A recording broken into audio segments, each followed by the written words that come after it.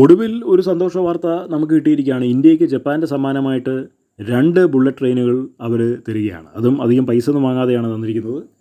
കാരണം ഇന്ത്യയിലെ റെയിൽവേ ട്രാക്കുകളിൽ ഇത്രയും ഹൈ സ്പീഡ് ട്രെയിനുകൾക്ക് പോകാൻ പറ്റുമോ ഇല്ലയോ എന്നുള്ളത് അറിയാൻ വേണ്ടിയിട്ടുള്ളൊരു പരീക്ഷണമായിട്ടാണ് ഇത് കൊടുക്കുന്നത് എന്നാണ് പറയുന്നത്. അപ്പോൾ ബുള്ളറ്റ് ട്രെയിനുകൾ ഇന്ത്യയിലേക്ക് വരുന്നുണ്ട്. ഗുജറാത്ത് ബോംബെ റൂട്ടിലാണ് വരുന്നത്.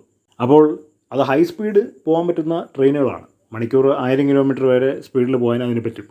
അപ്പോൾ അത് പരീക്ഷിച്ച് നോക്കിയെങ്കിലേ ഇന്ത്യയിൽ അത്രയും high speed railway track develop ചെയ്തെടുക്കാൻ കഴിയുള്ളൂ. ബുള്ളറ്റ് ട്രെയിനൊക്കെ ജപ്പാൻ്റെ ഗതി തിരിച്ചുവിട്ട ഒരു മണ്ഡലമാണ്. ലക്ഷക്കണക്കിന് ആളുകളാണ് ഓരോ ദിവസവും ബുള്ളറ്റ് ട്രെയിനിൽ ജപ്പാനിൽ അങ്ങോളം ഇങ്ങോളം യാത്ര ചെയ്യുന്നത്. ജപ്പാൻ്റെ എല്ലാ മേഖലകളിലും എല്ലാ നഗരങ്ങളിലും ഗ്രാമങ്ങളിലും ഇതുപോലെ തന്നെ റെയിൽവേ നെറ്റ്വർക്ക് ഉണ്ട്. അതുകൊണ്ട് ഇതെല്ലാം അങ്ങോട്ടും ഇങ്ങോട്ടും കണക്റ്റഡ് ആണ്. രാവിലെ സിംഹഭാഗം ആളുകളും ജോലിക്ക് വേണ്ടി പോകുന്നതും സ്കൂളിൽ പോകുന്നതും കോളേജിൽ പോകുന്നതും ആശുപത്രിയിൽ പോകുന്നതും എല്ലാം ട്രെയിനിലാണ്. കാരണം അവിടുത്തെ എല്ലാ ടൗണുകളിലും റെയിൽവേയുമായിട്ട് ബന്ധിച്ച് വെച്ചിരിക്കുക. അപ്പോൾ ഇതാണ് ഇതിൻ്റെ അകത്തെ ഒരു യാഥാർത്ഥ്യം.